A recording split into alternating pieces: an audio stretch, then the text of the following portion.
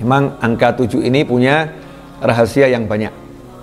Allah Ta'ala memberikan angka-angka itu ada hikmahnya.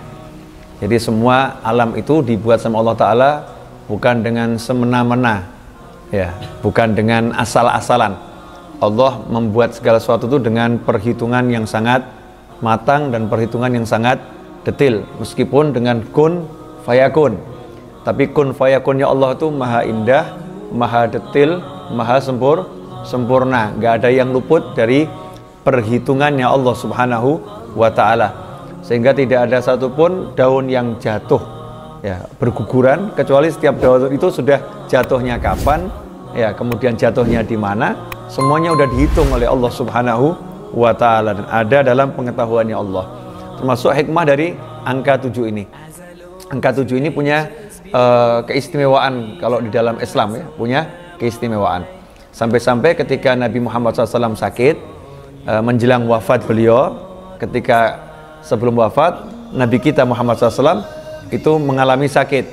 Tapi sakitnya nggak sama dengan sakitnya orang-orang yang parah. Yang ini bukan sakitnya orang mau meninggal dunia. Di antaranya beliau sampai jatuh pingsan, tapi tidak sadarkan dirinya. Nabi Muhammad SAW itu tetap sadar secara fisik seperti pingsan, ya, tapi beliau tidak pernah hilang ingatan, hilang akal, nggak pernah. Kalau orang biasa itu tidurnya aja hilang dia, apalagi pingsannya gitu, hilang. Kalau Rasulullah SAW walaupun pingsan tapi tidak pernah hilang ingatan, tidak pernah hilang akal, tidak pernah hilang kesadaran, karena selalu tidurnya adalah dalam keadaan jaga. Kalau kita jaga kita dalam keadaan tidur, nah, itu sangat berbeda dengan Nabi Muhammad SAW. Nah, ketika Rasulullah pengen segar, ya, maka beliau berupaya sebagai manusia, maka tubuh ini perlu diupayakan gimana caranya biar segar. Nah, untuk segar mandi. Nah, mandi ini salah satu cara untuk menyegarkan tubuh. Jadi sel-sel tubuh badan kita, kulit ini kalau kena air itu menjadi segar. Karena itu di Islam diajarkan kita sebelum ibadah kita bersuci, dan bersuci yang paling utama adalah dengan berwudu, ya, sebagai syarat untuk sahnya sholat, ya, karena kita sholat dalam keadaan suci. Yang mengangkat hadas ini adalah dengan wudu, dan wudu itu alat utamanya adalah air.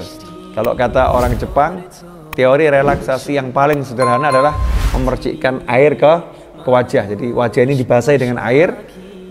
Menurut beberapa pengamat dari Jepang, dalam dunia kejiwaan, itu teori relaksasi yang paling sederhana. Kalau orang pengen seger gitu, maka wajahnya dibasuh dengan air.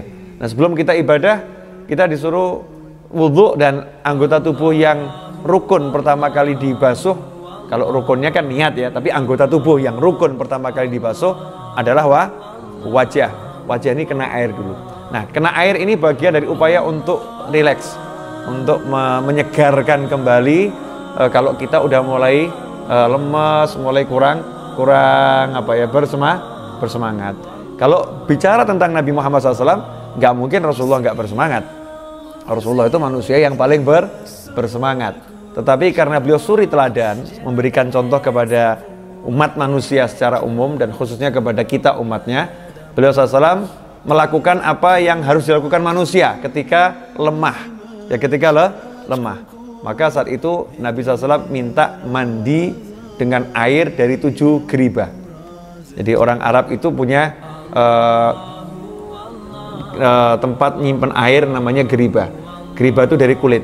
Itu kalau diisi air, ya, digantungkan aja, itu bisa jadi es, itu dinginnya itu.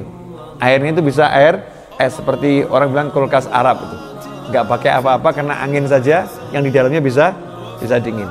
Itu Nabi Muhammad SAW minta mandi dengan air dari 7 geribah, bukan cuman 1. Nah, di situ ada hikmah.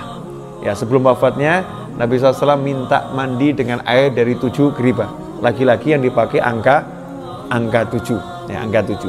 Kemudian kalau kita lihat, bukan rahasia lagi, ada 7 lapis langit, 7 lapis bumi, tawaf 7 putaran, ya, sa'i Safa Marwah 7 kali, lempar jumroh juga dengan 7 batu.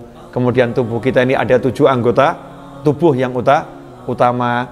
Semua itu menunjukkan ada sesuatu, ya, ada sesuatu di angka 7. Maka bukan suatu hal yang kebetulan suratul Fatihah yang merupakan inti daripada Al-Quran, nama lain dari Al-Fatihah adalah Ummul Quran. Jadi induknya semua surat dan ayat yang ada dalam Al-Quran. Sebagai Ummul Quran, induknya Al-Quran, Al-Fatihah itu ternyata 7 ayat. Dan ini sepakat semua ulama ya, entah ayat yang pertama yang mana, tapi jumlah ayatnya ada 7. 7 ayat ini bukan suatu yang kebetulan, karena ini yang mewahyukan adalah Allah Subhanahu wa Ta'ala. Allah tidak melakukan itu dengan kebetulan, semuanya dengan perencanaan yang matang. Bagaimana Allah mengajarkan kita berbicara itu dengan berpikir, jangan asal bicara. Allah Ta'ala yang berbicara, dan Allah Maha Alim, Allah Maha berilmu. Tentu semuanya disusun dengan susunan yang sangat indah dan penuh makna. Kalau saat ini kita belum paham hikmahnya itu apa, jangan kita katakan oh sekedar 7, enggak. Tapi kita katakan di situ ada hikmah, ada tujuan yang mungkin ilmu kita belum bisa menggapainya. Kita baru bisa mengatakan ada 7 lapis langit, ada 7 lapis bumi, tawaf 7 putaran, lempar 7 batu, dan seterusnya. Angka 7 ini punya keistimewaan, kita belum tahu. Wallahu a'lam. Semoga Allah ngasih kita ilmu. Kenapa Al-Fatihah ada 7 ayat yang selalu diulang-ulang sampai dikatakan sab'ul mathani. Ya, ini tentang Al-Fatihah 7 ayat.